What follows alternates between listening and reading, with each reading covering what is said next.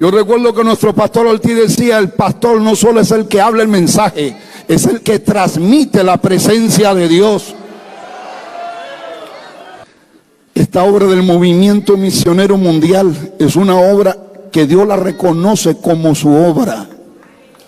Pero tenemos que mantener ese nivel de santidad, de espiritualidad y de consagración para que Dios nos siga reconociendo como parte de su obra. Porque el día que nos desviemos, el Señor nos pondrá de lado, como ha pasado con otros grupos, misiones y concilios. Es un privilegio que el Señor nos reconozca como parte de su legítima obra en esta tierra. La obra de Dios se hace con auténticos pastores y hombres de Dios.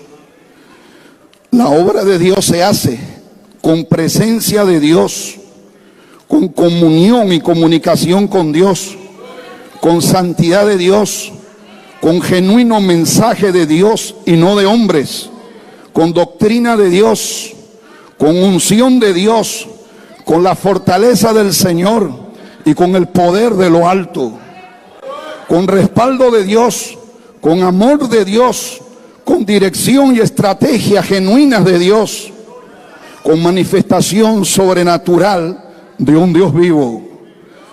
Así se hace la verdadera obra de Dios. Número 1, con auténticos pastores y hombres de Dios, cambiados, salvados, llamados, preparados, enviados, levantados y usados por Dios. Son los instrumentos escogidos y procesados por el mismo Señor de la obra, que serán las columnas fuertes, rectas y sólidas de la obra de Dios. No se puede hacer la obra de Dios si no hay los instrumentos, no hay los predicadores, no hay los vasos de honra. No se puede avanzar, no se puede desarrollar. Eso es lo primero que tiene que haber, la base, los cimientos, las columnas. Y esos son los instrumentos de Dios, hombres llamados por Dios, no llamados por los hombres. Pablo decía que él era apóstol no de hombres ni por hombres, porque el verdadero hombre de Dios es llamado por Dios, escogido por Dios, santificado por Dios, formado por Dios, enviado por Dios y respaldado por Dios. Una autoridad del gobierno me decía, pastor, no entiendo. Según estadísticas en el país y en el mundo, cada vez hay más religiones, hay más líderes religiosos, pero si uno compara los índices de corrupción sobre la faz de la tierra, cada vez son mayores. Cada vez hay más delincuencia, más maldad, más narcotráfico, más injusticias.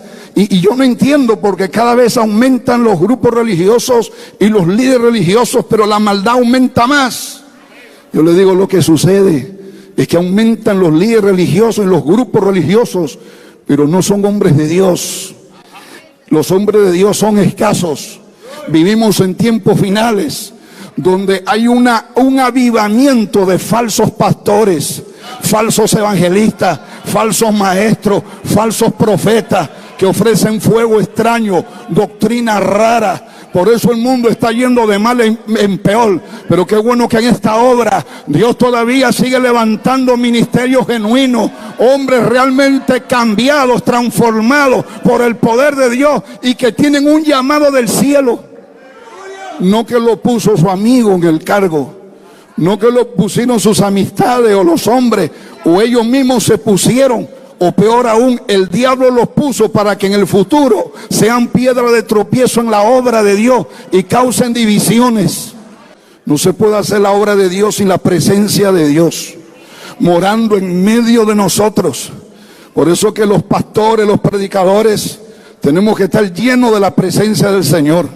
Si nosotros mismos no sentimos la presencia de Dios, si el mismo mensajero no siente la presencia de Dios, si él mismo interiormente se siente vacío y hueco, ¿qué es lo que va a dar? ¿Qué es lo que va a transmitir? Yo recuerdo que nuestro pastor Ortiz decía, el pastor no solo es el que habla el mensaje, es el que transmite la presencia de Dios. Sin su presencia nada tenemos, nada podemos dar. Si su presencia no ha de ir con nosotros, no sucederá nada. El perfume de su presencia atrayente no brota de nosotros, sino del Señor. Yo me había echado un perfume exquisito y estaba contento, y salgo y mi hijo me dice: papá, qué sabroso hueles. Y yo me sentí contento, qué rico huelo, decía. Pero escuché una voz que me dijo: el que huele rico no eres tú, es el perfume. Porque tú sin perfume, sin jabón y sin agua, ¿a qué hueles? Y me sentí triste.